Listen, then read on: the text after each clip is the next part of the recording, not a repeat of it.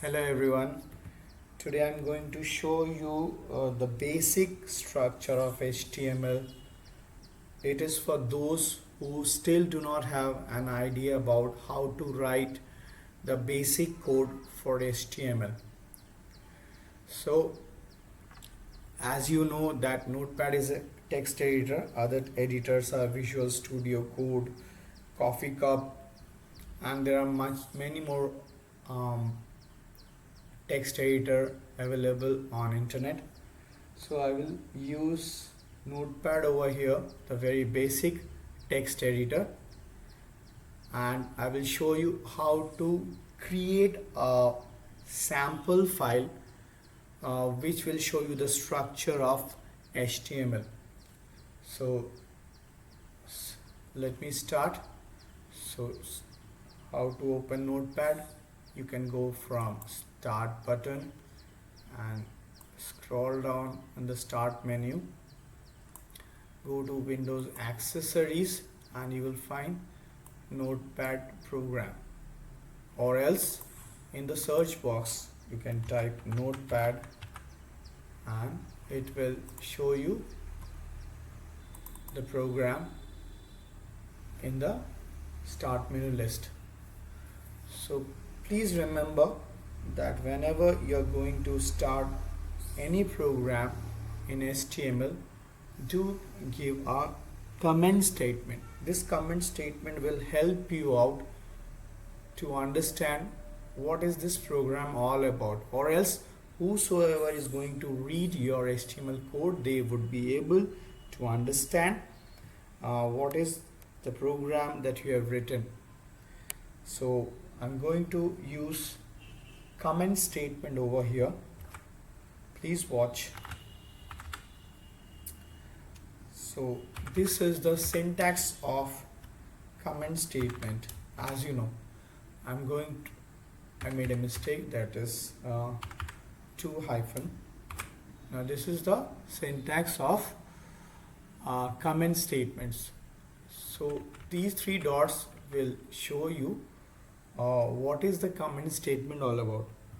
So I'm going to remove these three dots and I'm going to put a comment over here: basic structure of HTML. Okay, now I'm going to write the basic structure. Please remember, while you code in HTML, when you write an opening tag, immediately you will write a closing tag. It will help you to identify both opening and closing tag of the same HTML element, or you will make a mistake if you go in sequence. So first thing first, for HTML file, this is the default statement that you should write. It is not a mandatory part, but it is an optional part. This is doc type HTML. It will show that you're using a document type of HTML file. So next is the beginning of the root element, which is known as HTML tag. So this is an opening tag of HTML. Immediately you can write the closing tag of HTML, so that you can remember which tag you're using for opening and whether you're closing it properly or not. So place your cursor next to opening HTML tag and put enter, and then you can put a tab button so that it can move few spaces right side. And now the next tag is your head tag. So opening head tag along with closing head tag. Click your cursor on at the beginning of closing head tag and put a tab button once again. Hit enter. Now after head tag, we normally use title tag. Now this title tag is used to show you the name of a web page. Let me show you where the title tag will display. Let me open Google Chrome browser. Look at the top left corner of the Google Chrome browser. Now the area where Google Chrome is written, this is a space of a title tag which will specify the name of the web page. So whenever you are writing a title of a web page, it will be displayed over here. Though it is not a mandatory part, but it is recommended. If you give a name of a title, then it will be a healthy practice of coding in HTML. So let's say I'm writing it as HTML structure as the title of the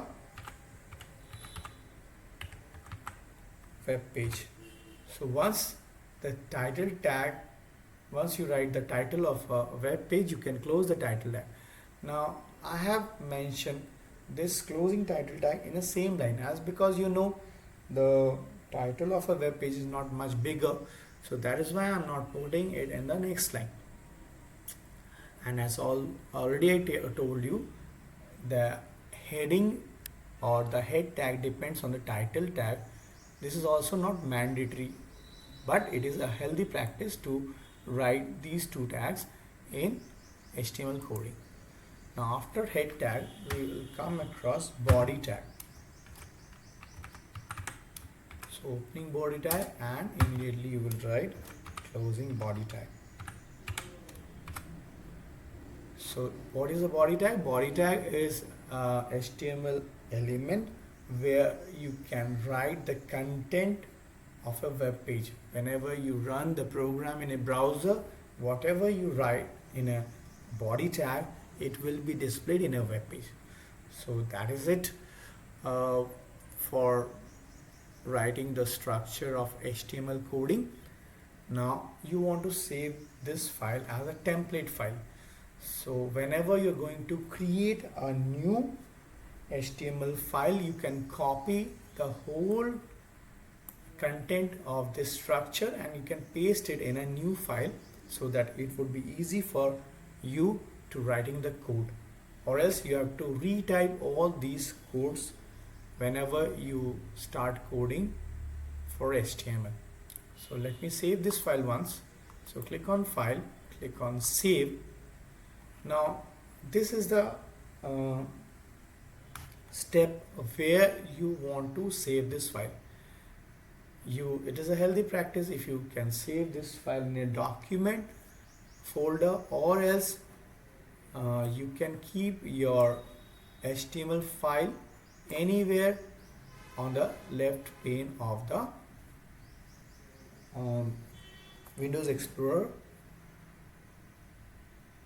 Now what I did is I have selected our drive. These are three drives: local disk C, volume new volume D, and new volume E. So I have selected D drive and I have created a folder over here. You very well know how can you create a new folder. Click on the blank space, and at the top you can find a new folder icon, or else you can right click on this area and select new and then click on folder, and it will create a new folder over here. Then you can rename that folder. I have given as HTML folder.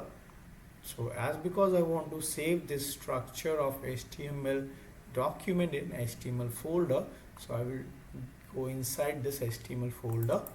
Let me double click on it, and once you are in HTML folder, everything over here is a blank, because this is a newly created folder for HTML coding, so nothing is over here. Now I'm going to save this structure of the code of HTML in this particular folder. So what I have to do, go to file name and give it a name. Let's say I'm giving it as HTML underscore structure. Now why I have used underscore? Because I don't want the file name to be of two words. If it is then I will join them using underscore. So it is always a healthy practice for a web developer to use underscore if they are using more than one word of file name. So once I mention the name of the file, I will give an extension name as HTML. Alright, though I do not want to display this structure of a web page in HTML or web browser, so I may not give this file with an extension name, and this will save as a file as a text file. But as because you're coding for HTML, so whenever you write a code and you want to display that code in a web browser, it is always a healthy practice. After the file name, you put an extension as HTML and save this file. So let me check whether the file is saved or not. So minimize this screen and open a Windows or File Explorer window. Go to D drive, double click on HTML folder, and as you can see, this HTML file is displayed over here in a browser. It's suppose Chrome browser. If you double click on it, nothing will be displayed over here. It will be only showing as HTML structure. Why is that? Because you have given the name of the file as HTML structure. So in order to check the code, you have to right click and click on open with a notepad. If it is not displayed over here, choose another app, scroll down and check whether notepad is available or not. If it is not here, click on more app and then scroll down and you will find notepad. Click on OK and you will see the code of HTML structure is displayed over here. So now if you want to create a new file for HTML coding, what you have to do, open another notepad window and copy the whole structure of this HTML code and paste it in a new notepad file. Now whatever changes you need to make over here, you can do so. You can edit these codes, but as I have created this HTML structure, so that whenever you create a new program, it will save your time. So this is my object to show you how to save your time while coding in HTML. So that is it for today.